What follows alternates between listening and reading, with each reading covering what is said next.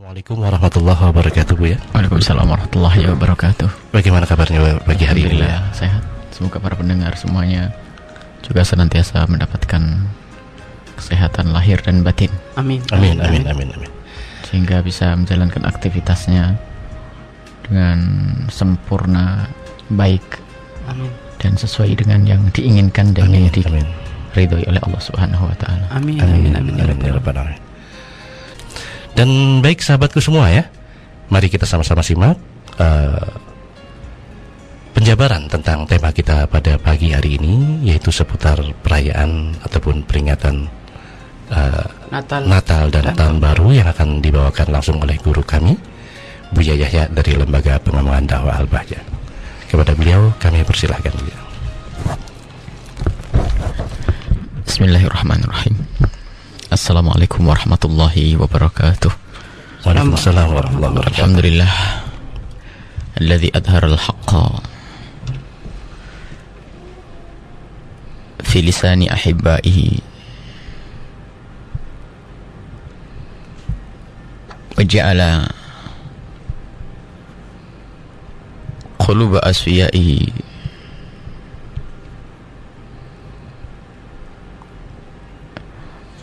muqirratan wa musallimatan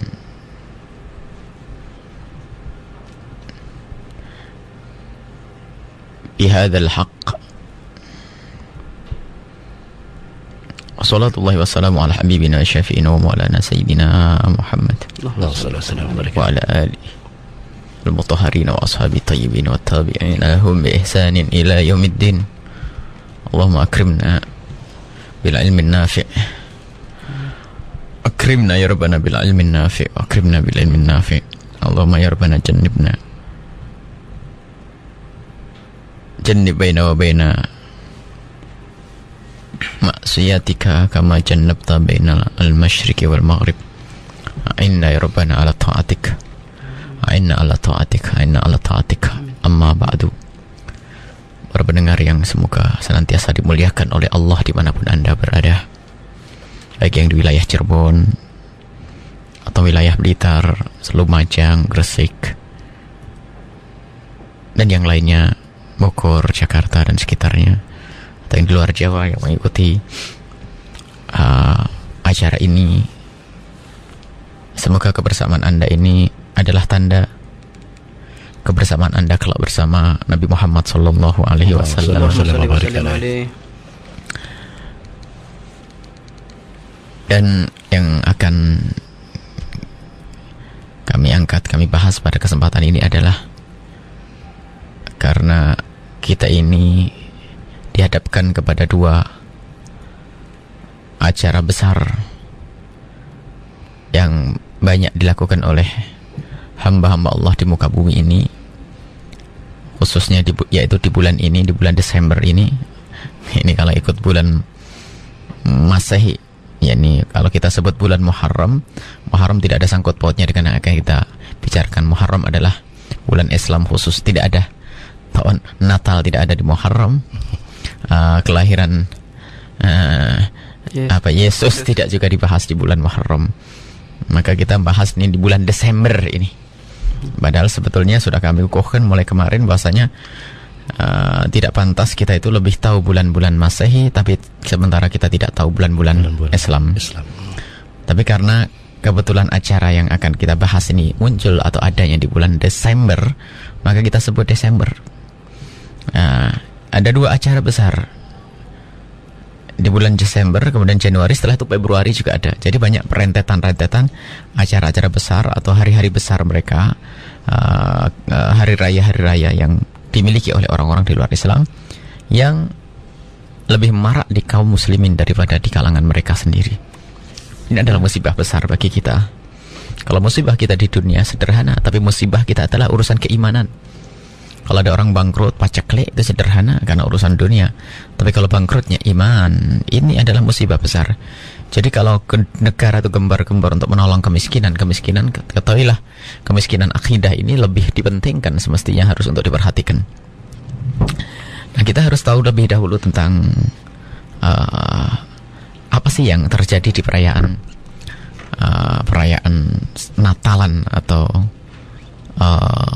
tahun baru Masehi. Ini kemudian nanti setelah itu Valentine Day dan seterusnya. Ini harus kita tahu, sebab al-hukmu 'ala syai'i far'un an tasawwurihi. Kalau kita ingin menghukumi sesuatu, kita harus punya gambarannya terlebih dahulu tentang sesuatu yang akan kita hukumi tersebut. Sudah disepakati oleh para ulama bahwa kita tidak diperkenankan untuk membesarkan syiarnya orang kafir. Ya. Dan membesarkan itu tanda ridho dengan syiar tersebut. Sementara sangat jelas bahwasanya ridho dengan kekafiran adalah bentuk kekafiran. Ridho dengan kemaksiatan adalah kemaksiatan. Dan disebutkan bahwasanya kaum di luar Islam, Nasrani khususnya, di saat mereka mengadakan acara-acara semacam itu, tahun baru Hijriah, tahun baru Masehi atau Natalan, mereka melakukan acara-acara yang khusus yang ada sangkut pautnya dengan acara keagamaan untuk mereka. Nah, di sini hukum itu ada sangkut pautnya dengan itu semua. Kalau kita berbicara tentang hari tanggal 25 Desember, ya nggak ada masalahnya. 25 Desember adalah hari biasa. Tanggal 1 Januari juga hari biasa. Hari biasa. Kalau kita sebut sebagai tahun baru, itu kita anggap tahun baru. Akan tapi yang menjadi masalah adalah perayaan yang menjadi khas atau ciri khasnya kelompok agama tertentu tuh, inilah yang menjadi masalah untuk kita ikuti. Nabi Muhammad sudah menyebutkan man tasyabaha biqaumin fahuwa minhum. Kalau kita menyerupai sekelompok kaum, ya kita golongan dari mereka. Nah, acara yang pertama ini tanggal 25 Desember ini yang akan datang ini masalah acara Natalan. Jadi Natalan itu apa sih? Intinya adalah mereka itu mengungkapkan kegembiraan akan lahirnya sang penyelamat menurut mereka. Sang penyelamat ini adalah menurut mereka adalah Yesus yang dianggap sebagai Tuhan. Nah, ini perbedaannya. Nah, kalau kelahiran Sayyidina Isa alaihissalam itu semua adalah kita terima. Sayyidina Isa adalah nabi kita, nabi besar kita, nabi yang diutus oleh Allah, termasuk ulul azmi, 5 nabi besar Sayyidina Isa alaihissalam. Jadi bahkan di dalam Al-Quran sendiri Sayyidina Musa mengucapkan salam, wassalamu alayya yawma wulidtu wa yawma amutu wa yawma ub'atsu hayya, mengucapkan salam atas kelahiran. Jadi kelahiran Sayyidina Isa alaihissalam memang perlu diungkapkan kegembiraan. Sayyidina Isa alaihissalam kelahirannya adalah sesuatu yang luar biasa. Dan salam di sini bisa dimaknai doa, semoga diberi keselamatan. Dan ini bisa digunakan untuk siapapun. Selamat atas kelahiran seseorang ini tidak ada masalah. Karena itu adalah kegembiraan bagi orang tuanya. Biarpun sisi lain adalah, jadi tiga masa yang disebutkan di dalam Al-Quran. Sayyidina Isa alaihissalam mengucapkan wassalamu alaiya, salam atasku yauma wulidtu, di saat aku dilahirkan. Amutu, aku mati nanti. Sayyidina Isa belum meninggal, setelah mati nanti. Wa yauma ub'atsu hayya, di saat dibangkitkan. Memang 3 waktu ini adalah waktu yang sangat penting, waktu yang sangat luar biasa, perubahan dari alam ke alam, dari alam rahim ke alam dunia, dari alam dunia ke alam barzah, dari alam barzah nanti ke alam kebangkitan. Ini adalah saat-saat yang dahsyat. Jadi perlu untuk kita minta kepada Allah doa agar keselamatan, diberi keselamatan oleh Allah Subhanahu wa taala. Sehingga wassalamu alayya yauma wulidtu. Bisa saja ini adalah ini untuk ucapan selamat bagi orang-orang mulia seperti beliau. Karena Sayyidina Isa alaihissalam adalah di saat dilahirkan adalah kegembiraan buat umat beliau. Kegembiraan untuk umat beliau. Dan kelak meninggalnya Sayyidina Isa alaihissalam adalah setelah dikukuhkan beliau adalah sebagai umat Nabi Muhammad sallallahu alaihi wasallam. Karena Sayyidina Isa nanti akan menjadi umat Nabi Muhammad dan mengikut berjuang bersama Nabi Muhammad sallallahu alaihi wasallam. Ini adalah kemuliaan yang diberikan oleh Allah kepada Sayyidina Isa alaihissalam di saat para nabi pun ingin menjadi umat Nabi Muhammad. Sayyidina Musa ingin menjadi umat Nabi Muhammad.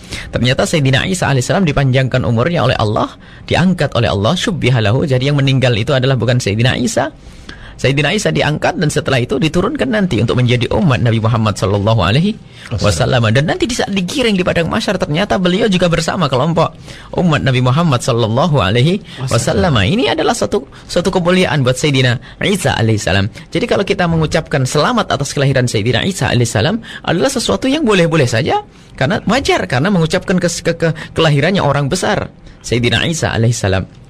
Nah, akan tetapi permasalahannya, jika kita mengucapkan selamat atas kelahiran Isa ini kepada siapa?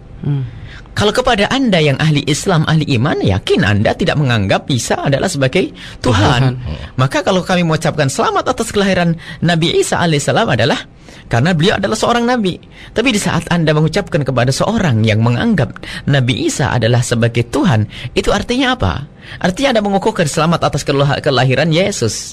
Berarti kita ikut bergembira atas anggapan bahasanya Yesus itu adalah Tuhan. Ini permasalahan yang harus dibahas dan ini harus dijelaskan supaya kita tidak hanya ikut-ikutan di dalam menjalankan aktivitas kemasyarakatan dalam keseharian kita, di rumah kita, di kantor kita. Ini kita sering terjebak dengan hal-hal yang katanya toleransi, saling menjaga dan sebagainya, yang semuanya tanpa disadari merusak akidah dan iman kita. Nah, ini kemiskinan akhlak, kemiskinan akidah yang harus dibahas. Jadi bisa terpangkas keimanan kita. Dan bahkan ini ada kalau bisa derajat kafir loh ya mengucapkan selamat di sini. Ini sebelum kita berbicara tentang hukumnya, kita beri gambaran secara umum. Kemudian sisi lain, kelahiran Sayyidina Isa alaihissalam itu di dalam kalau kita cek, kita lacak itu dalam sejarah dan juga di dalam sebagian kitab Injil itu sendiri bukan musim dingin yang seperti digambarkan dengan salju yang menurun dan sebagainya. Karena waktu itu ada kurma yang lagi berbuah. Bahkan para petani-petani lagi memanen saat itu. Nah, ini menunjukkan apa? Dan tidak ada kurma tumbuh di sana itu kecuali musim panas. Ini adalah sangat berbeda. Kemudian di kalangan Katolik ya, Katolik Barat dan Timur itu berbeda. Orang Kristen yang di Barat dan di Timur disebutkan bahasanya mereka itu terbelah jadi dua tentang kelahiran Sayyidina Isa alaihissalam. Kalau menurut Yesus, ada sebagian mereka mengatakan 7 Januari. 7 Januari. Nah, sebagian mereka mengatakan 7 Januari, sebagian mereka mengatakan 25 Desember. Jadi ada yang mengatakan 7 Januari dan 25 Desember. Ini adalah perbedaan di kalangan mereka sendiri. Jadi itu memang bukan kesepakatan antara kelahiran Nabi Isa di tanggal 25. Apapun bentuknya, Sayyidina Isa adalah lahir, dan ini adalah suatu yang harus dikukuhkan dan dijelaskan bahwasanya Sayyidina Isa adalah dilahirkan dari rahim seorang ibu yang sangat mulia. Dan berarti Sayyidina Isa itu karena dilahirkan, beliau adalah seorang manusia yang sangat dimuliakan, lahir dari rahim yang sangat mulia. Dan ketahuilah, kalau kita melacak di Injil sinoptis atau Injil Yohanes, Matius, Markus dan lainnya, Lukas, Yohanes, Injil 4 itu, Injil yang 4 itu, Injil sinoptis itu, ketahuilah bahwasanya kalau kita lacak ternyata apa yang ada di dalam Al-Qur'an, keadaan Nabi Isa alaihissalam dan Sayyidah Maryam lebih mulia, jauh lebih mulia dari ada yang mereka. Karena Sayyidah Maryam yang ada di dalam Islam itu tidak pernah dijamah oleh laki-laki. Sementara di dalam Injil itu disebutkan mereka telah bersentuhan dengan seorang laki-laki yang ini. Ada Yusuf, ada ini, ada macam-macam. Ini adalah tentang Sayyidina Isa alaihissalam itu bagaimana waktu dilahirkan dengan mukjizat yang luar biasa, Masya Allah. Jadi lebih mulia yang ada di dalam syariat Nabi Muhammad SAW. Kemudian Sayyidina Isa adalah menjadi Nabi yang luar biasa dengan mukjizat yang luar biasa. Dan beliau adalah bukan Tuhan dan tidak akan menjadi Tuhan selamanya, akan tapi selamanya dia akan tetap menjadi Nabi yang sangat mulia, dan kemuliaan akan semakin tambah dan semakin tambah hingga nanti di akhir zaman beliau akan diturunkan oleh Allah untuk membela Nabi Muhammad SAW. Ini kalau seperti itu. Kemudian masalah-masalah yang lain tentunya ini kita tidak akan memasuki tentang urusan perbedaan antara kita dengan Nasrani, karena memang dari awal sudah berbeda. Hanya permasalahan kita memang ada satu kesepakatan bahwasanya Islam sendiri menghargai orang di luar Islam. Ini yang harus diketahui. Jadi kalau masalah urusan keyakinan ini jangan dicampur aduk dong. Kalau ada orang mengatakan masalah toleransi, itu kalimat yang tidak layak dipakai untuk Islam. Toleransi adalah tidak pantas digunakan untuk Islam. Barangkali kaum muslimin dimanapun harus mencermati kalimat toleransi. Di dalam Islam tidak ada istilah toleransi, ya. Toleransi beragama ini nggak ada di dalam Islam, bertoleransi dalam agama. Akan tapi yang diwajibkan, yang ada di dalam Islam adalah kita itu kewajiban untuk bertetangga yang baik. Kalau kita punya tetangga Nasrani, seorang Kristen, kita wajib menghargai dia. Ya, jangan sampai seenaknya sendiri menyuarakan suara yang mereka bikin pusing. Ataupun kalau mereka lapar pun kita wajib memberi makan. Mereka sakit kita kunjungi dan kita hantarkan ke rumah sakit. Biarpun berbeda agama, itu diperintahkan oleh Rasul Sallallahu Alaihi Wasallam. Dan ini bukan toleransi tapi kewajiban. Sebab toleransi itu kan begini, sebenarnya dia tidak punya hak apa-apa. Hanya karena kebaikanku sajalah akhirnya aku beri, kan begitu. Artinya dia nggak punya hak hidup bersamaku. Ya karena satu hal boleh-boleh lah. Ini kan kurang ajar namanya. Islam tidak kenal toleransi. Kalau agama Kristen, agama Nasrani menganggap hubungan kita dengan toleransi, merendahkan kita dong. Artinya, kamu ini orang Islam sebetulnya tidak boleh hidup dengan saya. Ya karena satu hal jadi boleh. Sementara Islam tidak. Kami tidak mengatakan, hei orang Nasrani, sebetulnya kamu tidak punya hak untuk hidup bersama kami. Ini kan kurang ajar namanya. Tapi tidak, engkau punya hak untuk hidup bersama kami. Dan Nabi Muhammad mengajarkan kami untuk hidup baik bertetangga denganmu, wahai orang Nasrani. Engkau punya hak, dan kalau punya hak, berarti aku punya kewajiban untuk aku penuhi akan hak-hakmu. Sehingga kalau kamu sakit, aku obati. Ini adalah kewajiban, bukan toleransi. Juga toleransi beragama, toleransi beragama. Faham atau tidak makna ini? Kita tuh jangan menjadi burung beo yang suka niru saja, tapi tidak tahu mafhum dan maknanya. Ini nggak ada toleransi di dalam Islam. Nah setelah, ini kewajiban. Maka setelah ada kewajiban, ada sesuatu yang haram. Karena ini wajib, aku wajib. Jika dia sakit, wajib kita kunjungi. Dia sakit, wajib kita kasih obat. Seorang Nasrani yang sakit, wahai orang Nasrani yang mendengar suara ini, dengar kalimat ini. Ini kebenaran yang ada di dalam Islam. Kalau Anda bertetangga, bahkan kalau Anda masuk pesantren, Anda lapar, saya kasih makan. Tidak diperkenankan, kamu orang Nasrani tidak boleh masuk pondokku. Nggak ada itu. Anda masuk dengan cara hormat, kami harus lebih menghargai Anda. Sembelihkan ayam, kalau perlu kambing disembelihkan. Ini adalah ya yang ada di dalam Islam. Yang ini harus kita pahami. Jadi ada kewajiban. Baik, kita punya kewajiban kepada orang di luar Islam, ya, dalam bertetangga, hidup bersama. Dalam kebersamaan Islam sangat indah. Nah, kemudian karena ada kewajiban, sisi lain tentu ada sesuatu yang kita tidak boleh. Lah ini kalimat yang tidak boleh ini harus dijelaskan. Selagi tidak boleh ya jangan dong. Kami tidak boleh melakukan ini. Kami tidak boleh, misalnya, wahai orang Nasrani, kamu punya anak laki-laki. Dan anak laki-lakimu butuh istri. Dan aku punya anak perempuan butuh istri. Butuh suami. Bukan berarti anakku harus menikah dengan anakmu dong. Karena di sini adalah dilarang. Kalimat, tidak ada kewajiban saya menikahkan putri saya dengan anak Anda. Ini masalah lain. Ini bukan kewajiban saya untuk memperkenankan putri saya menikah dengan putra Anda, wahai orang Nasrani. Ini ada aturan, agama melarang, tidak sah. Berarti kalau dilarang sudah selesai. Dan Anda harus paham dong. Baik, anggap saja ini masalah toleransi. Anda harus ngerti masalah seperti ini. Kalau anggap orang Nasrani barangkali pakai istilah toleransi, Anda harus tolerir dong. Di saat orang Islam mengatakan seorang wanita menikah dengan seorang Nasrani hukumnya haram dan tidak sah, lo jangan tersinggung dong.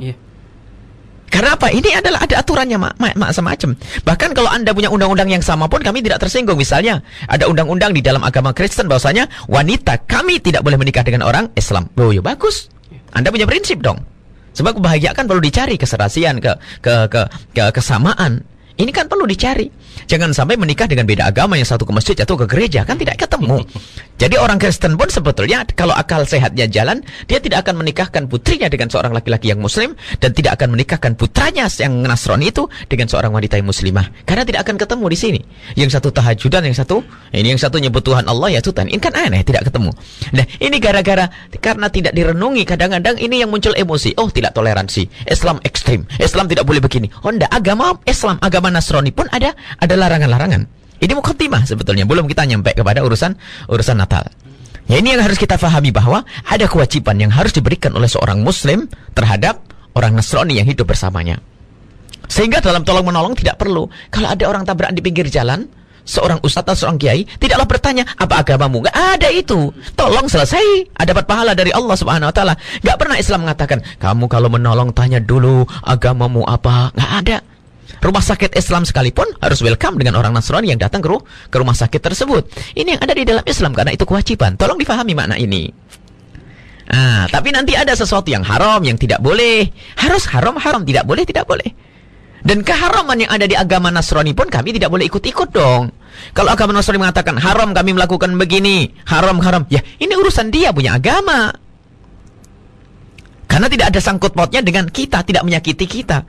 Kalau misalnya ada komando, tetanggamu tolong dipukulin. Nah, ini baru kita bergerak. Sementara dalam Islam tidak ada menyuruh kau pukulin tetanggamu. Nah, sekarang permasalahannya bukan masalah kita melakukan kezaliman atau menyakiti orang, tetapi masalah mengucapkan selamat. Nah, ini mengucapkan selamat, ikut-ikutan dalam acara mereka. Ini yang harus kita pahamkan dan kita jelaskan kepada umat. Seorang tetangga kita yang Nasrani mengadakan acara Natalan besar-besaran. Kemudian Anda kiri kanan rumah, karena Anda bertempat tinggal di kiri kanan rumahnya orang Nasrani tersebut. Dan di saat Anda diundang, apa yang harus Anda lakukan? Datang atau tidak datang? Kalau cara memandangnya sepihak, tentu Anda akan dipandang bicik. Kalau Anda mengatakan, aku tidak datang. Begitu mudahnya orang di luar Islam mengatakan, ekstrim kamu ini. Nggak ngerti makna toleransi. Nggak ngerti makna kebersamaan. Masa saya punya kegembiraan hari Natal, kamu tidak mau datang? Baik. Kalau cara membacanya semacam ini memang pincang. Akan tetapi kalau kita berbicara dengan cara adil, wahai orang Kristen, kamu tahu tidak bahwasanya kami juga punya banyak hari raya. Seperti halnya engkau punya banyak hari raya, kami juga ada hari raya, Idul Adha, Idul Fitri. Bahkan kalau Anda menyebut tentang kelahiran Isa, kelahiran Yesus menurut Anda, kami juga punya Nabi Muhammad yang terlahirkan. Kami pun bergembira atas kelahiran Nabi Muhammad sallallahu alaihi wasallam.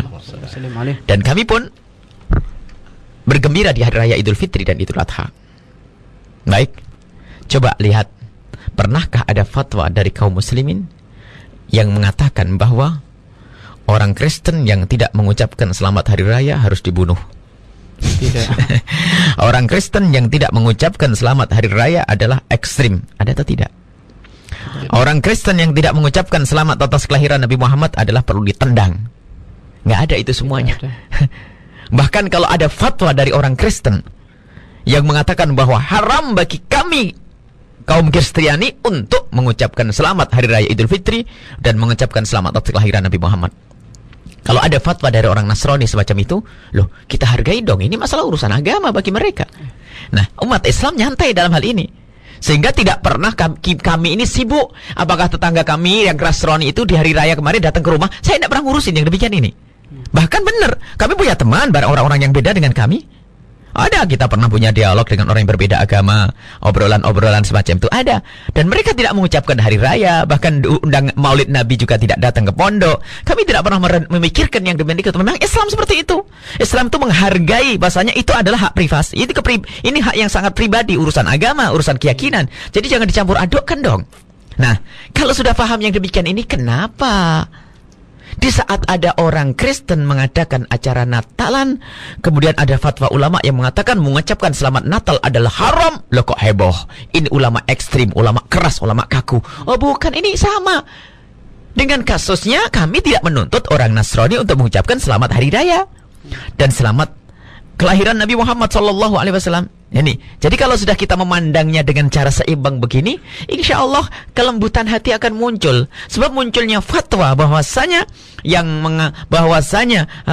Natalan itu adalah haram, itu adalah muncul reaksi dari kaum muslimin. Ustadz-ustadz aneh, ustadz-ustadz picisan, ustadz-ustadz sakit, ustadz-ustadz yang harus diobati. Ajib. Bagaimana kita harus mengatakan selamat atas kelahiran Yesus yang Tuhan itu, yang dianggap Tuhan? Ini aneh. Bahkan kalau kita timbang, kalau kita berbicara, coba kita renungi. Sakitnya ini sakit parah. Sakitnya sakit parah. Coba. Ada sebuah pesta kegembiraan di rumah tetangga Anda. Pesta kegembiraan itu apa? Anda punya orang tua, punya masalah dengan tetangga Anda yang dengan tetangga Anda. Tidak, nama Islam, agamanya Islam juga. Anda punya orang tua, punya masalah dengan tetangga Anda yang sama-sama Islam. Akhirnya karena bermasalah memanjang, akhirnya orang tua Anda meninggal. Setelah itu dia mengucapkan kegembiraan. Sudah meninggal musuhku, orang kurang ajar dengan sudah meninggal. Ya. Setiap tahun diadakan perayaan, ya kan? Nah, akhirnya apa? Suatu ketika dia mengundang Anda. Saudaraku, silahkan hadir atas kepada kami adakan perayaan. Acara apa? Acara kegembiraan kami karena musuh kami sudah meninggal tahun yang lalu. Dan musuh kami itu siapa? Bapak Anda. Kira-kira Anda mau datang atau tidak? Jujur? Hah? Tidak akan datang. Ini acara kegembiraan ngerendahkan siapa? Orang tuanya. Orang tuanya orang tua, bukan agama. Agamanya sama ini. Orang tuanya. Jadi karena orang tua Anda direndahkan, maka Anda datang atau tidak? Tidak. Apakah Anda mengucapkan selamat atas kegembiraan Anda, bersyukur atas kematian bapakku gitu? Kira-kira sakit atau tidak kalau orang begitu? Sakitnya parah. Nah, kalau ada seorang Nasrani mengadakan acara Natalan mengukuhkan bahasanya Tuhan Yesus, ini artinya merendahkan siapa? Allah. Lah Anda punya Tuhan Allah direndahkan, Anda akan mengucapkan selamat wahai orang Nasrani atas penghinaanmu terhadap Tuhanku. Ayo, sakit atau tidak? Sakit. Ini tolong direnungi ini. Jangan asal ikut-ikutan wahai Ustadz bicisan, Ustadz ngantuk. Ini bersama kali kami tegas benar karena mereka itu ngomong kritik ini ekstrim. Buya Yahya di Cirebon, Natalan haram. Ini apa? Ini fatwa apa? Coba direnungkan. Terjemahannya apa? Selamat Natal. Maknanya apa? Selamat atas kelahiran Yesus. Yesus apa? Tuhan menurut mereka. Iya. Jadi selamat atas kegembiraanmu merayakan atas kelahiran Yesus yang Tuhan. Berarti kita merendahkan siapa? Merendahkan Allah. Ya kayak tadi, selamat atas kegembiraanmu, bersyukur atas kematian bapakku. Kan kurang ajar. Kayak tadi, Jo. Jadi kalau kita perlu merenung dalam hal ini. Sebetulnya hukum merayakan Natalan sudah jelas. Hanya permasalahannya kita pengen jelentrehkan agar orang bisa nerima. Bahkan pernah kami ngomong dengan seorang Nasrani. Kita pernah obrolan dalam bicara dialog sering itu obrolan seperti itu. Pernah suatu ketika kami guyonan. Karena yang akan dibahas masalah ini memang waktu itu. Ini terjadi 4 tahun yang lalu. Kami hanya bertanya sebelum kami berbicara tentang masalah Natal dan tahun baru, kami hanya bertanya. Insya Allah ini bulan waktu itu apa bulan bukan 4 tahun 3 tahun yang lalu ya. Kami mau belum lama. Kami ingin mengadakan acara besar di pondok. Kira-kira Anda bisa datang atau tidak? Dia adalah seorang Kristen. Baik dengan kami, SMS setiap saat. Acara apa Bu ya? Acara perayaan Maulid Nabi Muhammad SAW. Kami undang datang. Kalau perlu dijemput. Dia bingung jawabnya. Kira-kira bisa datang atau tidak? Sama keluarga saya undang. Dia diam. Saya bantu menjawab. Anda tidak usah datang, saya tidak marah. Setuju? Iya. Dia langsung anggap begitu. Karena Anda tidak percaya Nabi Muhammad sebagai Nabi. Jadi saya harus menghargai Anda.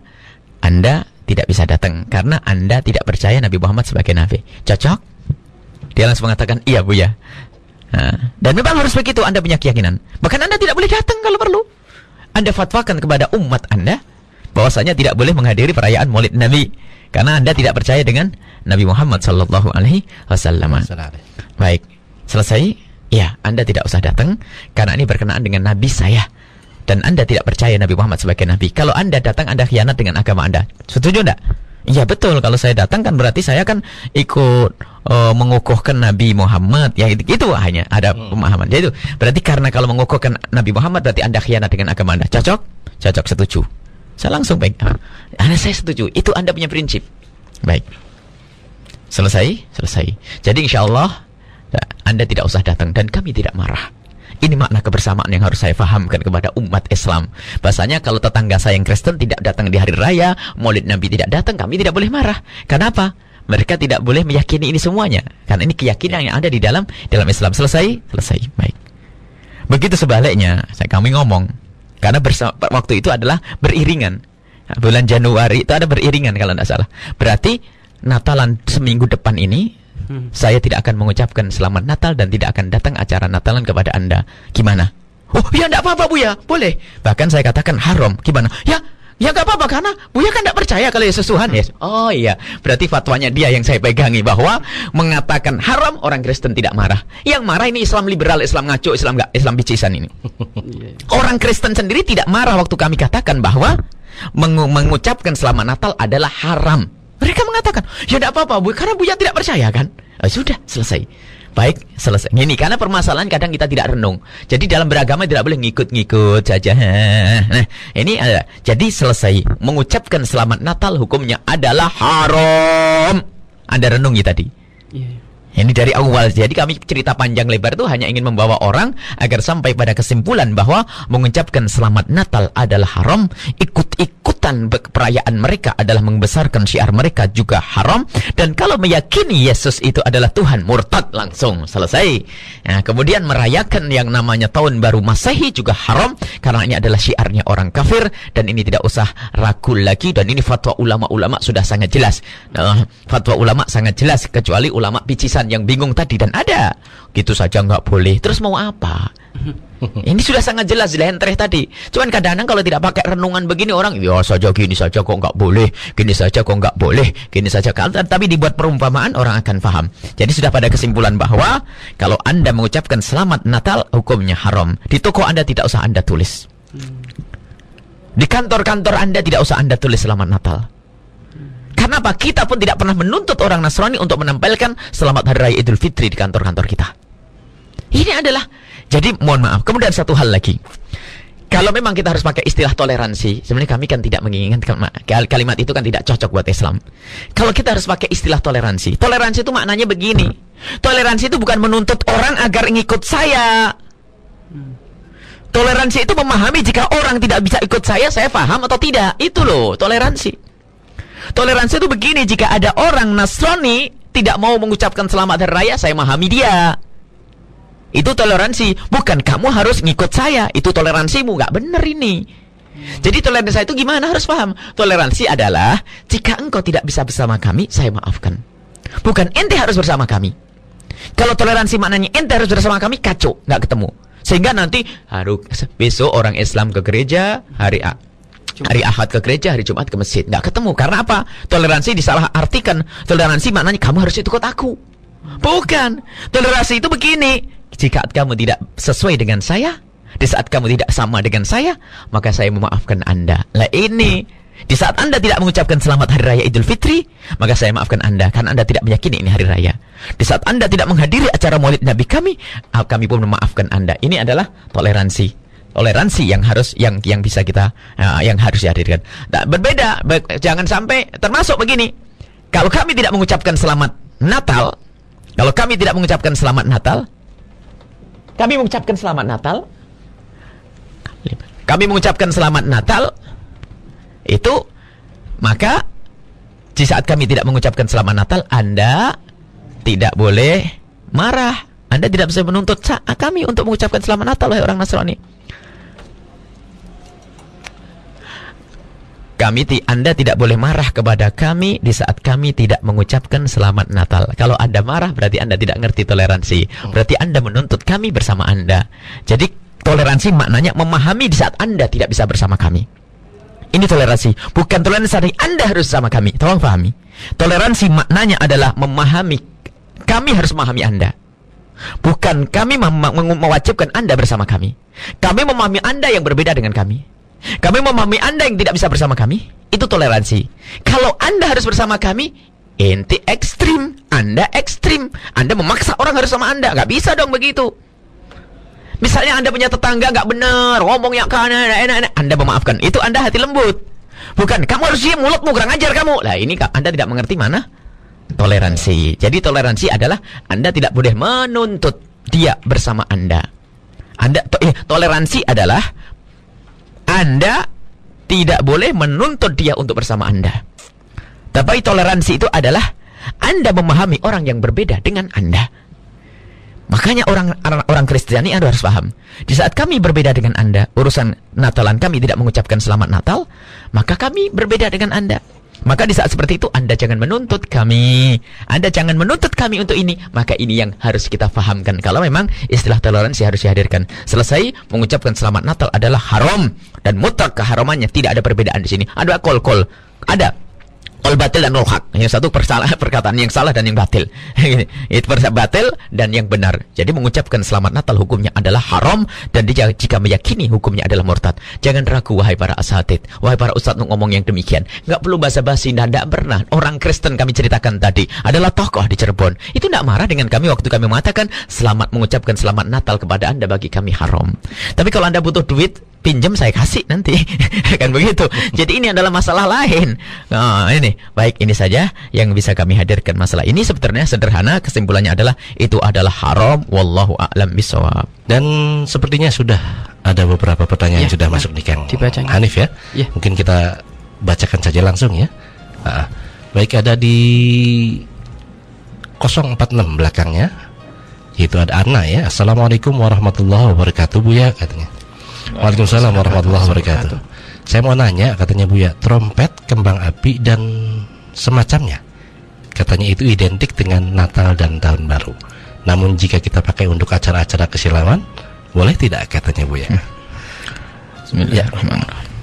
Bismillahirrahmanirrahim. Kembang api dan trompet adalah buang-buang rezeki.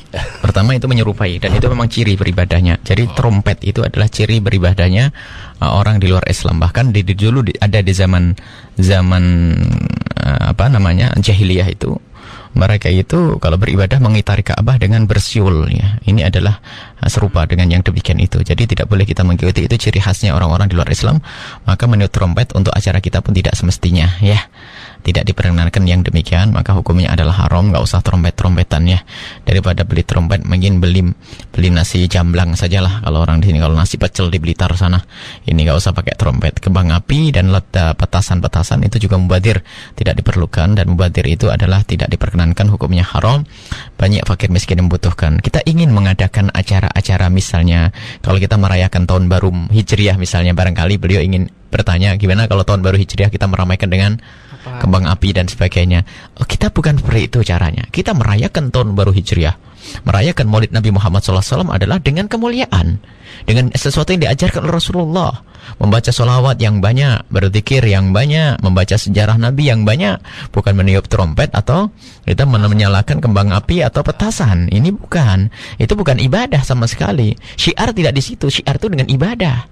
Syiar itu dengan berkumpulnya orang dalam kebaikan. Jadi kita tidak perlu ikut-ikut cara mereka. Maka kalau Anda ingin merayakan acara yang ada di dalam Islam, tahun baru, Hijriah atau hari raya Idul Adha, Idul Fitri, maka ini adalah jangan menggunakan hal-hal yang demikian itu, karena mubadir adalah termasuk sesuatu yang haram. Akan tapi kita ingin mengadakan acara-acara itu sesuai dengan yang diajarkan Rasulullah Sallallahu Alaihi Wasallam. Wallahu a'lam bishawab. Ya, baik. Tadi buat sahabat Ana ya, yang tadi sudah bertanya, semoga bisa terpuaskan ya dengan jawaban. Sangat jelas sekali ya jawabannya. Dan mungkin ada satu pertanyaan lagi, Kang Hanif ya. Boleh dibacakan, Kang Hanif? Ini ada yang bertanya dari sahabat-sahabat kita juga, pendengar radioku. Assalamualaikum warahmatullahi wabarakatuh Bu ya. Waalaikumsalam warahmatullahi wabarakatuh. Hukumnya memanfaatkan momen Natal, contohnya adalah biasanya itu di swalayan itu kadang memang di saat waktu-waktu hari-hari gede seperti itu, kadang barang-barang itu didiskon. Nah, di saat kita membeli barang-barang yang didiskon karena momen-momen tersebut, itu bagaimana? Dan juga yang kedua adalah sebagian dari mereka, dari pelayannya itu kadang ada sebagian dari mereka itu mau nggak mau memang saat itu harus memakai salah satu dari busana yang memang juga maknanya adalah menyiarkan dari perayaan tersebut. Ada yang pakai topi apa itu, kayak topi Santa gitu ya. Ada juga ada yang pakai kijang-kijangan, tanduknya kijangan itu. Nah, itu kadang mereka sebenarnya tidak mau, akan tapi ternyata memang prosedurnya seperti itu untuk di momen-momen tersebut. Lah itu bagaimana Bu ya? Baik, kalau masalah bismillahirrahmanirrahim, kalau masalah diskon boleh diberikan oleh siapa saja. Bahkan kalau kita boleh menerima pemberian dari orang kafir sekalipun. Bahkan kalau ada orang merayakan hari Natal kemudian kok mengirim makanan ke tempat kita, itu boleh kita makan. Ini tidak ada sangkut pautnya dengan pekerjaan kita, akan tapi mereka mengirim kepada kita makanan, kita boleh memakan asalkan itu makanan halal ya, misalnya nasi dan sebagainya atau kerupuk atau apa saja, itu boleh kalau urusan. Adapun diskon yang ada di toko, di supermarket ya ini kita boleh membelinya. Cuman yang dipermasalahkan, kalau Anda punya toko, kenapa ada diskon? Apakah dalam irama bergembira atas kelahiran Yesus yang Tuhan menurut orang Kristen? Kalau itu berarti Anda ikut mengucapkan selamat secara halus. Kalau Anda menjadikan toko Anda kurangi gara-gara Natal itu, maka Anda haram kalau Anda seorang Muslim. Tapi kalau Anda diskon begitu saja, memang untuk mengundang pembeli yang banyak, ya itu lain cerita, tidak ada masalah. Dan kita boleh-boleh. Intinya adalah jangan sampai disangkut pautkan hati Anda dengan kegembiraannya orang yang mengarayakan hari Natal, itu saja. Adapun kita menggunakan baju-baju khusus, ya sebenarnya hukumnya jelas. Karena kita ikut membesarkan syiarnya orang luar Islam, maka hukumnya adalah haram. Kalau permasalahannya ini adalah tuntutan saya dikerja seperti itu, ketahuilah Allah itu maha kaya dan maha luas dengan rezeki. Bumi Allah luas, orang bisa kaya dengan bermacam-macam model dan cara. Akan tapi permasalahannya kalau kita berprasangka buruk kepada Allah, seolah-olah tidak ada pekerjaan lain kecuali itu, sehingga kita harus pakai baju-bajunya mereka, bajunya orang yang Natalan, maka Anda melakukan dosa. Dan hukumnya adalah haram.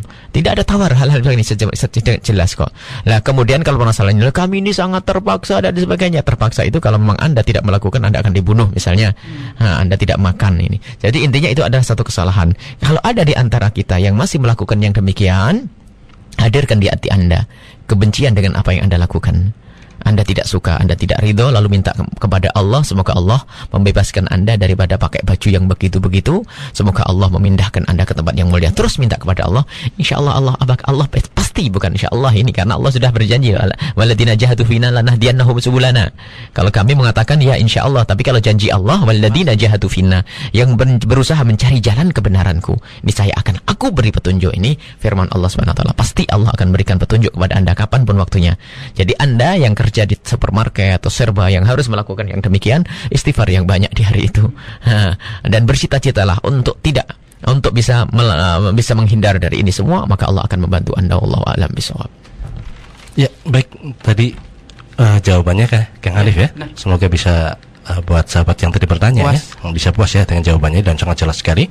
Dan ada lagi pertanyaan dari sahabat kita yang lain, yaitu dari 914. Di sini tertulis Kang Wahyu ya. Assalamualaikum warahmatullahi wabarakatuh. Waalaikumsalam warahmatullahi wabarakatuh. Terima kasih atas penjelasan Buya. Katanya mohon doa untuk Ayahanda Rusti bin Akbar yang baru meninggal 7 hari yang lalu katanya. Ingin bertanya katanya, jika kita berkumpul bersama teman-teman lama katanya pada malam tahun baru, tapi tidak untuk merayakan tahun Masehi katanya Buya, hanya berkumpul bersama teman, apakah kita termasuk merayakan tahun baru Masehi Buya katanya. Terima kasih. Assalamualaikum warahmatullahi wabarakatuh. Waalaikumsalam warahmatullahi wabarakatuh. Baik, semoga Allah mengampuni orang tua Anda Bapak Rusti dan diberi kasih sayang, dan semoga meninggalnya beliau menjadikan kebaikan buat anak cucunya dan keluarganya. Adapun yang Anda tanyakan, tidak ada masalah orang berkumpul. Bahkan lebih bagus Anda membuat perkumpulan di hari itu agar mereka tidak ke alun-alun dan ke lapangan. Jadi memang saat ini mungkin para keluarga ini sudah menyiapkan agar anaknya tidak ikut-ikut ke alun-alun. Bagaimana? Beli ayam yang banyak. Nanti nak kita menyembelih ayam di malam tahun baru. Tapi jangan disebut malam tahunnya, bilang saja malam Sabtu besok nak. Kalau misalnya tahun barunya adalah malam Sabtu ya. Nak malam Sabtu nanti beli ayam nak. No. Jadi dia tidak ingat tanggal sudah. Atau sudah iya Pak, wah ini kok pas tahun baru. Lupakan tahun baru, ingat ayam. Nah, itu.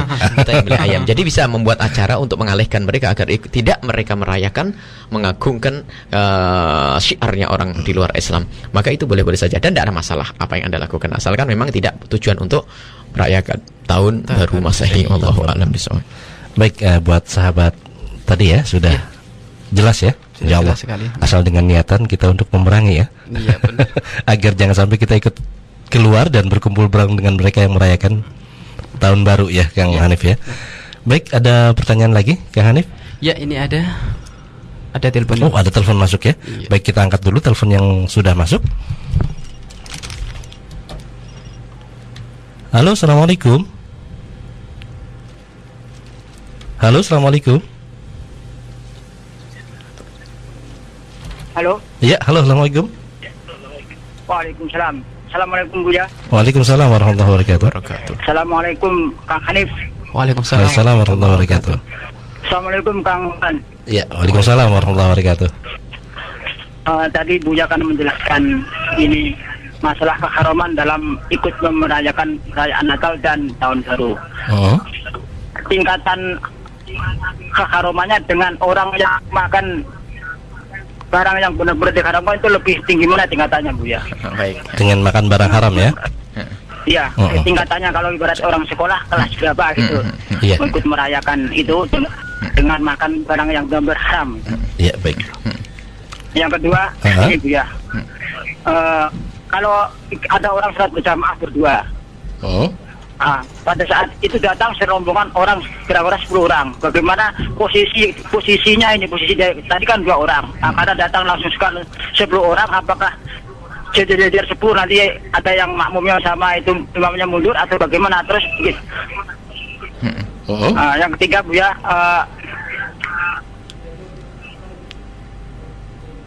Ya, silakan Pak. Halo. Iya, silakan. Silakan Pak. Halo. Oh, terputus kayaknya ya. Baik, terima kasih, sudah 2 pertanyaan Bu ya tadi yang sudah masuk Bu ya. Yang bertanya tentang yang pertama itu tentang merayakan itu tingkatannya seperti apa dibanding dengan makanan yang benar-benar diharamkan. Baik, keharaman dan dosa itu menjadi besar dan kecil itu ada sangkut pautnya dengan hatinya orang yang melakukannya. Biarpun itu dosa kecil, kalau orang itu benar-benar meremehkan dosa jadi gede. Tapi biarpun itu dosa gede, tapi dia mempunyai penyesalan, ada air mata, ada penyesalan, jadi kecil itu dosa. Jadi yang menjadikan gede sebuah dosa dan pelanggaran itu di saat dia melanggar.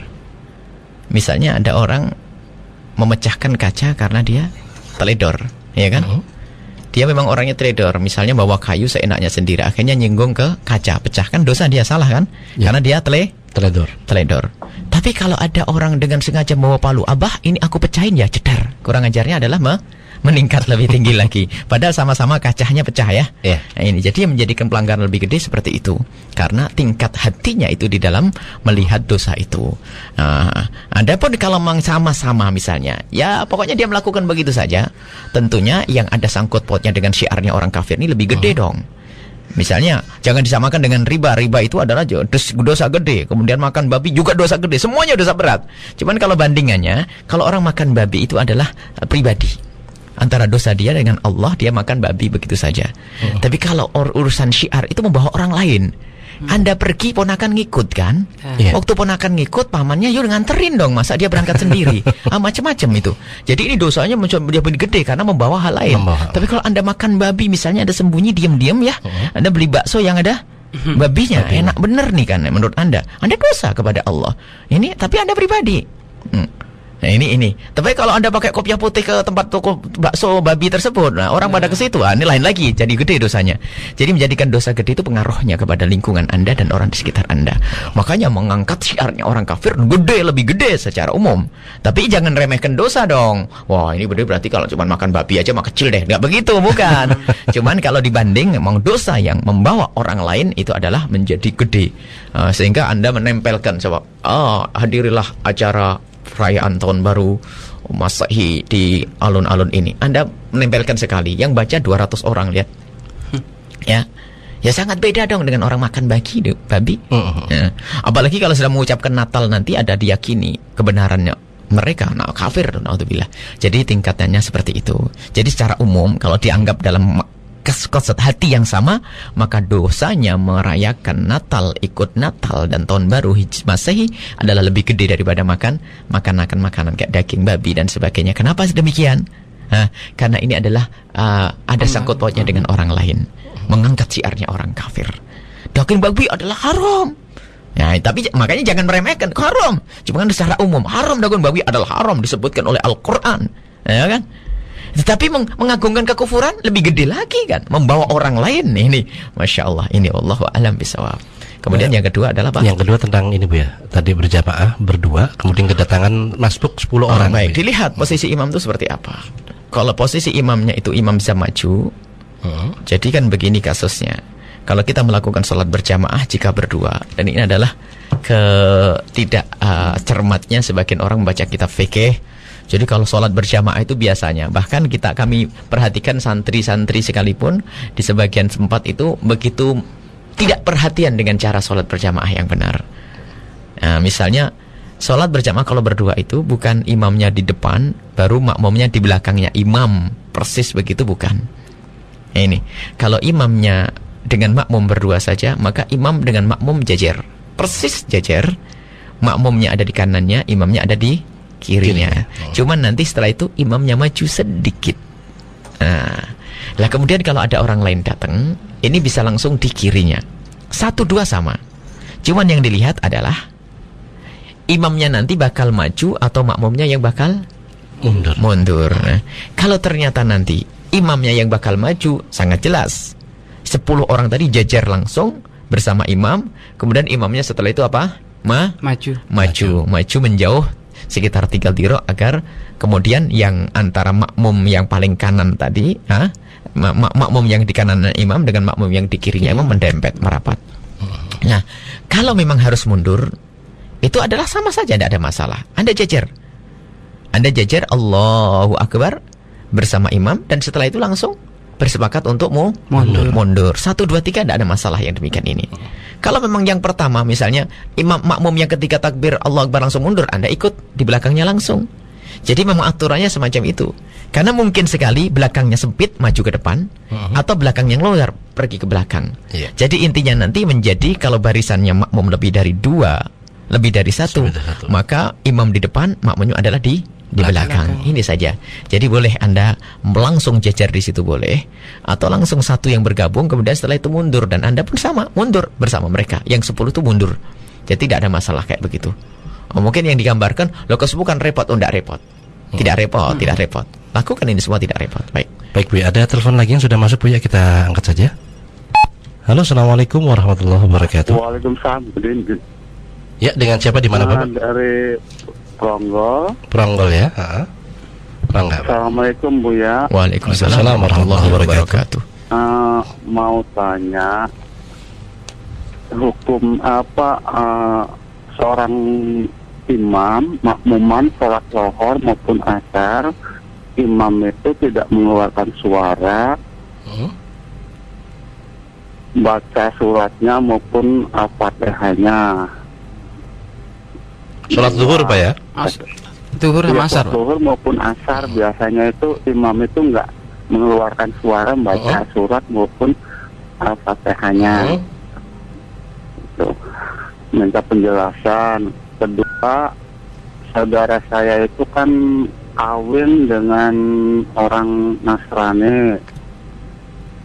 Pas datang ke rumah mengucapkan salam. Apakah perlu dijawab apa tidak? Saudara Anda laki atau perempuan? Perempuan. Insyaallah, subhanallah. Begitu aja Bu ya, minta penjelasan. Assalamualaikum warahmatullahi wabarakatuh. Waalaikumsalam warahmatullahi wabarakatuh. Baik Bu. Bisa langsung. Yang pertama Pak? Yang pertama tentang hukum sholat zuhur dan asar, katanya imam tidak mengeluarkan suara. Tidak tahu yang ditanyakan apa, barangkali kenapa tidak bersuara atau apa? Kenapa tidak bersuara? Begitulah kita ta'abbudi. Begitu diajarkan Rasulullah sallallahu alaihi wasallam. Rasulullah melakukan sholat zuhur dan asar berjamaah dan tidak mengeluarkan suara. Memang seperti itu. Kalau pertanyaan semacam ini. Cuman kelihatannya, makanya seolah-olah sihot pertanyaannya itu, jika ada imam tidak bersuara bagaimana? Ya memang begitu. Nah, kalau pertanyaan bagaimana jika ada imam sholat zuhur dan asar tidak mengeluarkan suaranya, memang tidak mengeluarkan suaranya, memang tidak dikeraskan suaranya, hanya diperdengarkan ke telinganya sendiri saja. Nah, cuman kalau kenapa, jawabannya adalah nama ini ta'abbudi, ya, kita ngikut saja kepada apa yang diajarkan Rasulullah sallallahu alaihi wasallam. Kalau ada hikmahnya, banyak hikmah-hikmah yang bisa ditangkap oleh para ulama waktu itu adalah ya mulai dari hadirnya Islam belum banyak dikenal oleh orang kiri kanannya, sehingga di saat siang hari orang pada melek, orang kafir takut ngintai Nabi Muhammad, maka dipelankan. Ini adalah di antara hikmahnya. Tapi setelah itu tidak, kita ta'abbudi sudah.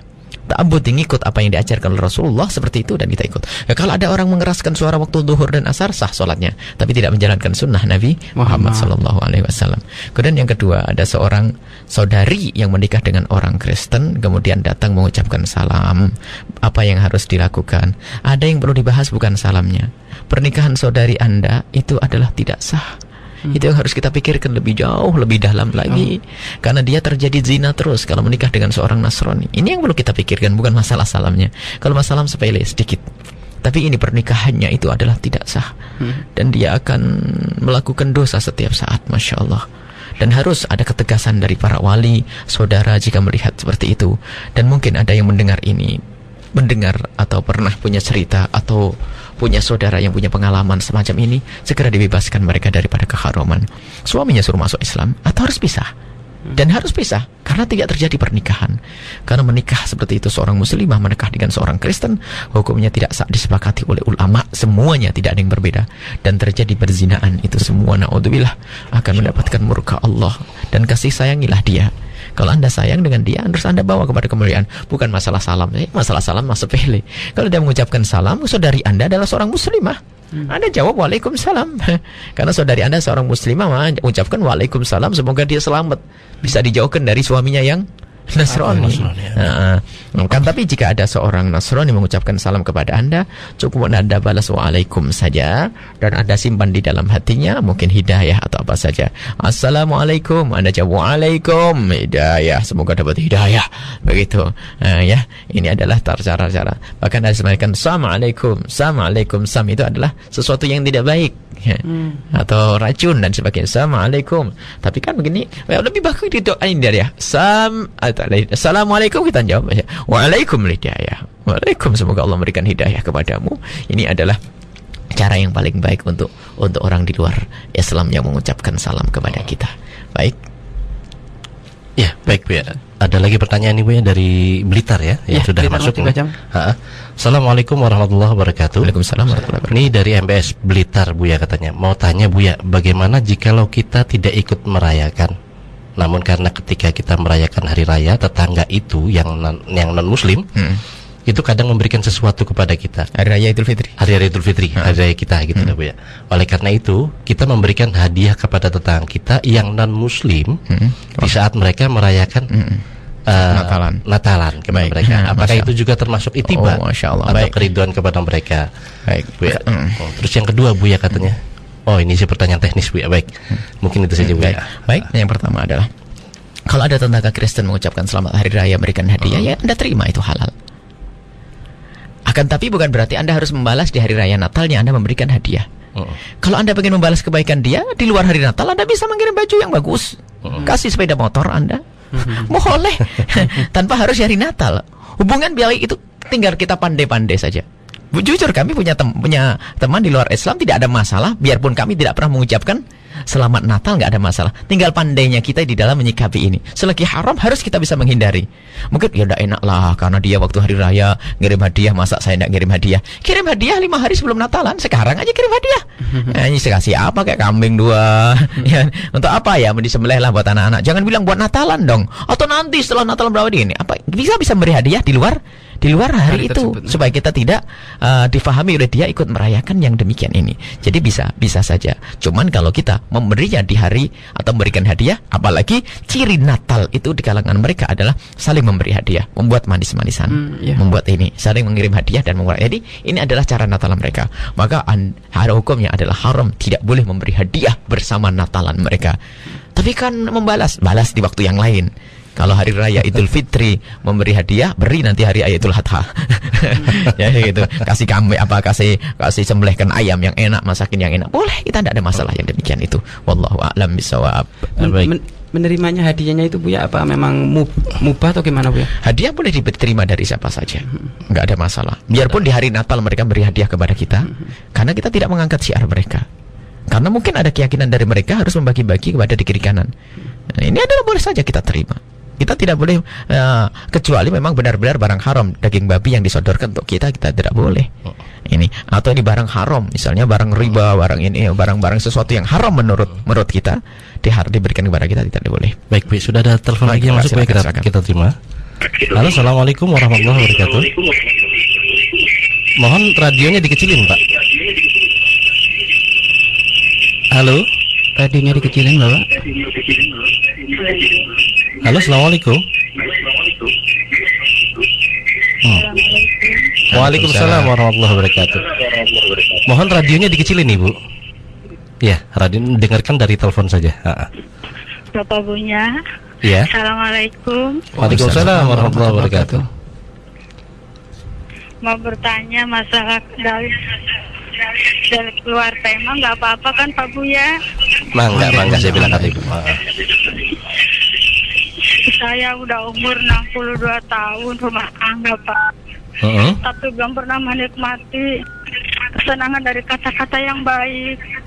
Anak 12, laki 10, perempuan 2. Yang belum menikah yang 1 ini bungsu. Saya nganu anak yang perempuan yang 2 meninggal. Meninggal anak 1 umur 7 tahun. Sedangkan saya rumah tangga anak ngedidik alhamdulillah Pak. Pada soleh, Tapi udah rumah tangga kok beda Pak, beranak orang tua. Dan suami tidak ada mengertinya Pak. Kata-kata tuh gak ada dengan yang baik. Saya sebagaimana, tapi alhamdulillah mendengar ibunya dari dulu. Saya mau ngomong tuh gak, belajarnya tuh baru bisa sekarang. Saya tuh alhamdulillah lebih taat sama Allah. Terus sering tahlil, yang udah kata bunya ngirim arwah ke apa yang kemarin itu ada Demak, ada Sunan Bonang gitu. Terus orang tua dan anak saya, kita diri sendiri ngedoain anak-anak supaya pada soleh. Minta pengampun sama Allah itu bagaimana Bapak. Saya minta maaf sebelumnya, jangan saya udah tua mau besit itu mau pengen selamat dunia akhirat Bapak. Terima kasih sebelumnya Bapak. Saya hamba Allah Bapak, minta solusinya Bapak. Saya nggak mau sudah tua supaya diiman sama Allah Ta'ala. Amin. Sabarnya manusia kan ada batasnya Pak. Baik Ibu, terima kasih. Hanya gitu aja Bapak, terima kasih. Assalamualaikum warahmatullahi wabarakatuh. Waalaikumsalam warahmatullahi wabarakatuh. Ibu, Masya Allah, yang menggembirakan sebelum menjawab adalah Ibu menemukan diri Ibu berubah. Ibu sendiri merasakan bisa lebih taat kepada Allah Subhanahu wa Ta'ala. Ini tanda bahasanya Ibu insya Allah orang yang bakal bahagia di dunia dan di akhirat. Adapun kepahitan yang Ibu rasakan, pahit di dunia Bu. Yang jelas saat ini Ibu di usia 62 ini kok Ibu semakin banyak ibadah. Katanya tadi bisa ngaji dan sebagainya, bisa ikut untuk ziarah itu kepada kekasih-kekasih Allah, untuk berdoa, mendoakan orang yang telah meninggal dunia. Ya, ini adalah bahwasanya Ibu menemukan perubahan di dalam diri Ibu menjadi sesuatu yang lebih baik. Adapun kepahitan yang Ibu rasakan tentang anak-anak Ibu sendiri atau suami Ibu sendiri, Ibu harus menyikapi itu semua adalah dengan koreksi diri Ibu. Bisa saja seorang anak di saat menikah berubah itu karena memang tidak pernah kita didik cara memilih pasangan yang baik. Mungkin ada anak-anak Ibu kalau menikah hanya asal dia suka saja, sehingga banyak terpengaruh oleh menantu-menantu yang tidak baik. Itu mungkin. Pun demikian, kesalahan kan kembali kepada kita Ibu. Di saat kita tidak mendidik anak kita untuk memilih, mungkin tidak pernah kita kenalkan tempat yang mulia, sehingga di saat menikah mereka agak jauh dari kita. Nah, di saat seperti itu Bu, tidak ada jalan lain kecuali kita ngadu kepada Allah yang pertama. Kemudian memang sabar. Kalau Ibu berkata sabar itu ada batasnya. Sabar itu tidak berbatas Bu. Sabar itu tidak berbatas. Sabar itu bertingkat-tingkat. Jadi semakin gede godaannya, semakin sabar ya semakin dahsyat di hadapan Allah. Bukan berarti saya nggak sabar. Kalau sabar berbatas berarti setelah itu nggak sabar, nggak ada sabar lagi Bu. Ya, jadi sabar itu memang luar biasa. Akan tapi Ibu berusaha untuk merubah anak-anak Anda, dekatkan kepada tempat yang mulia. Kalau Ibu sendiri tidak bisa memberikan nasihat, tapi jangan Ibu nasihati, ngomong saja, suruh ngaji ke tempat lain. Sebab semakin anak-anak Anda Ibu dekat kepada Allah, maka semakin mengerti kewajibannya kepada orang tua. Adapun suami Anda, itu bisa saja Anda tidak menemukan kelembutan dari suami, Anda harus kembali ulang cerita itu, bagaimana proses pernikahan Anda. Mungkin Anda pernah melakukan kesalahan dengan ibu bapak Anda waktu Anda menikah adalah semau Anda atau bagaimana. Atau mungkin subhanallah kita sedikit kurang ajar dengan orang tua, akhirnya dihukum oleh Allah dengan suami yang tidak baik. Memang sebaik-baik orang itu kalau menemukan problem dalam hidupnya koreksi diri. Lah kalau ternyata ibu ini adalah orang yang baik, sama anak sudah benar didik, sama suami mengabdi yang benar, lah kok masih seperti itu, ibu, ini tanda ibu bakal diangkat derajatnya oleh Allah. Dan memang ada orang semacam itu Bu. Ada orang hidupnya indah, harmonis. Ada orang didolimi terus panjang hidupnya, sampai punya anak banyak didolimi. Dan dia sabar, tabah, ingat terus kepada Allah. Maka orang yang didolimi itu mulia. Yang kasihan yang mendolimi Bu. Justru di saat seperti ini kasihan suami ibu. Maka ibu harus banyak doa untuk suami, semoga Allah berikan kesadaran, diampuni dosanya oleh Allah. Maka Anda semakin tambah nanti menghadapi itu semua ini Bu ya. Dengan begini ibu tata hatinya ibu ditata, sehingga emosi ibu akan terkontrol, amarahnya ibu bisa terbatasi, kesabaran semakin kuat ya. Ketahuilah anak tetap anak Bu. Jangan sampai mendoakan anak dengan doa yang jelek. Sepahit apapun yang ibu rasakan dari perilaku sang anak, maka ketahuilah ibu harus mendoakan dengan yang baik. Tugasnya para ustadz sendiri nanti yang kenal dengan putra-putri Anda untuk mendekatkan kepada Anda. Jadi maka dari itu bawa ke tempat yang mulia, bawa ke majelis. Kalau Anda ngaji, insya Allah bakal, karena di pengajian ada kajian tentang bagaimana berbakti kepada orang tua, memuliakan orang tua. Kalau Anda bawa ke tempat yang mulia, anak bakal mulia. Jadi kemudian sisi lain, kita tidak boleh merasa puas dengan pendidikan yang kita berikan. Oh, sudah saya didik dengan yang baik. Oh tidak, nggak boleh begitu. Harus terus kita kontrol, tidak boleh putus. Biasanya lepasnya seorang anak ibu karena kita lepas kontrol. Ini, jadi kalau sudah merasa, wah anakku sudah beres baik, wah ini awas, itu awal lepasnya anak kita. Ibu sudah mengatakan anaknya soleh-soleh. Lah kalau soleh tidak akan kurang ajar kepada ibu, ya. Berarti pasti ada kekurangan di dalam mendidik, atau mungkin kita ada kurang dalam berdoa. Tapi terus kita membuat sebuah koreksi sehingga kita semakin dekat kepada Allah Subhanahu wa taala. Ibu bersyukur jika yang ibu ceritakan benar, bersyukur semuanya. Kenapa? Ibu menjadi ahli ibadah semakin dekat kepada Allah, Anda syukuri. Ibu yang didolimi, ibu syukur, bukan ibu yang zalim. Ini sudah luar biasa. Sabar. Dan ketahuilah sakit di dunia itu sakit-sakitnya orang, Bu, panjangnya paling 70 tahun, 80 tahun. Tapi kalau sudah sakit di alam barzah, panjang sekali, Bu. Semoga ibu adalah termasuk orang yang bakal bahagia di alam barzah. Amin. Di padang mahsyar dan di surga bersama Rasulullah sallallahu alaihi wasallam. Wallahu a'lam.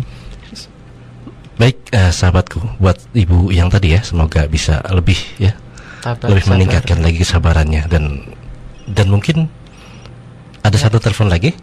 Boleh. Mungkin ini telepon yang terakhir ya. Kita angkat saja. Halo, assalamualaikum warahmatullahi wabarakatuh. Waalaikumsalam warahmatullahi wabarakatuh. Ya, dengan siapa di mana? Assalamualaikum ya. Waalaikumsalam warahmatullahi Adi di Perbetulan. Di Kesepuan. Perbetulan. Adi di Perbetulan. Oh, Adi Perbetulan. Mangga, silakan Mas Adi. Ini saya mau nanya ya, kalau kerja bangunan bikin gereja, hukumnya gimana? Ya. Terus sama misalkan bikin bar gitu. Bikin tempat-tempat hiburan ya. Iya. Udah gitu aja ya. Baik. Assalamualaikum warahmatullahi wabarakatuh. Waalaikumsalam warahmatullahi wabarakatuh. Waalaikumsalam. Masya Allah. Kalau kita bekerja di tempat untuk bermaksiat kepada Allah, hukumnya haram. Kalau ada orang bekerja gali kuburnya orang Kristen, tidak haram, karena mengubur orang Kristen juga fardu kifayah bagi seorang Muslim. Tapi kalau sudah membangun gereja, membuat patungnya orang Buddha, kemudian apa tadi, membuat bar, maka itu adalah tabungan Anda yang terus-menerus mengalir. Na'udzubillah. Jadi jangan sampai kita masuk ke tempat-tempat semacam itu. Bekerjalah. Bumi Allah luas, pekerjaan banyak. Jangan prasangka buruk kepada Allah. Ada yang berkata, Anda ada lagi pekerjaannya. Ini yang menjadikan kita semakin nyungsep ini. Gara-gara kita ini adalah prasangka buruk kepada Allah. Oh, Allah Maha Kaya, dan Allah bisa mengayakan Anda dengan yang halal, yang bersih. Maka tidak ada Anda bekerja di yang namanya gereja, dan tidak boleh Anda bekerja untuk membangun bar. Karena ketahuilah, sepanjang dosa terjadi di tempat itu, ternyata kantong Anda penuh terus. Gudang Anda yang maksudnya penuh dengan amal, penuh dengan dosa-dosa yang dilakukan oleh orang. Wallahu a'lam bishawab. Ya, baik sahabat radioku dimanapun Anda berada, dan pendengar radioku semuanya, sepertinya pada pagi hari ini ya, di studio telah menunjukkan pukul 7 ya, tepat ya. Oleh karena itu mungkin kami mohon maaf barangkali pertanyaan tidak bisa kami jawab semuanya ya, dan juga telepon, dan kami harap dengan tidak bisa dijawabnya, Anda akan lebih sering, Anda akan selalu pantang ya program Benang Merah ya, untuk bisa bertanya di minggu-minggu yang akan datang. Dan sahabat, kami mohon maaf karena waktu telah habis ya. Untuk pagi hari ini, karena sudah sampai pada pukul 7. Oleh karena itu mungkin kita akan langsung ke acara yang selanjutnya, yaitu mungkin sedikit kesimpulan yang disampaikan oleh guru kami Bu Yahya, dan langsung ditutup dengan doa kepada beliau. Kami persilahkan Bu. Bismillah. Kesimpulannya sangat jelas, bahwasanya hukum mengucapkan selamat Natal dan ikut merayakan Natal adalah haram, berat sekali, dan mengikuti tahun baru Hijri adalah haram. Dari keduanya yang paling berat adalah Natal. Nah, cuman untuk memahamkan hati kita itu adalah cerita panjang yang sudah kami sampaikan. Kalau kita menghadirkan cerita halal haram ini kepada orang begitu saja, hatinya belum dipersiapkan, biasanya yang ada protes. Maka bagi para ustadz dan para penyeru-ceru kepada kebenaran itu, tolong kalau menyampaikan hukum ini diberi kisah-kisah pendekatan agar hatinya dipersiapkan. Jangan sampai muncul orang-orang yang tiba-tiba mengingkari Islam dan syariat Islam gara-gara kesalahan kita di dalam menyampaikan. Dan mohon maaf jika ada segala kekurangan, dan mohon semoga Allah berikan kepada kita hidayah, bimbingan untuk yang diridhoi oleh Allah Subhanahu wa taala. Mari kita berdoa. Bismillahirrahmanirrahim. Alhamdulillahirabbil alamin. Allahumma shalli ala sayyidina Muhammad wa ala sayyidina. Allahumma ya rabbana arinal haqqa haqqan warzuqna ittiba'ah wa arinal batila batila warzuqna ijtinabah. Allahumma jannibna bainana wa bainal ma'siyati kama jannabta bainal masyriqi wal maghrib. Allahumma jannibna bainana wa bainasy syirki ya Allah. Kama jannabta bainal masyriqi wal maghrib. Ya Allah, jauhkan kami dari kesyirikan. Seperti kau jauhkan barat dan timur tidak akan bertemu ya. Ya Allah, jauhkan kami dari kemaksiatan ya Allah. Amin ya Allah. Dan jauhkan kami dari melanggar-Mu dan melanggar kekasih-Mu Nabi Muhammad. Ya Allah, berikan kepada kami semua keinsyafan ya Allah. Kebenaran yang kami dengar ya Allah.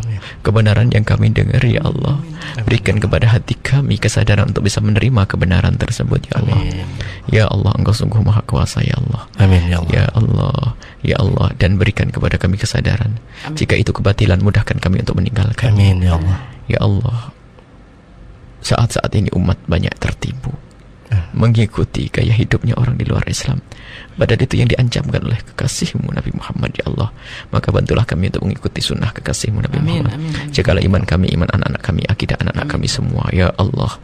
Dan berikan kepada kami semua husnul khotimah. Dan jadikan ucapan kami di akhir hayat kami kelak adalah kalimat agung dan mulia, la ilaha illallah Muhammad Rasulullah sallallahu alaihi wasallam. Rabbana atina fid dunya hasanah wa fil akhirati hasanah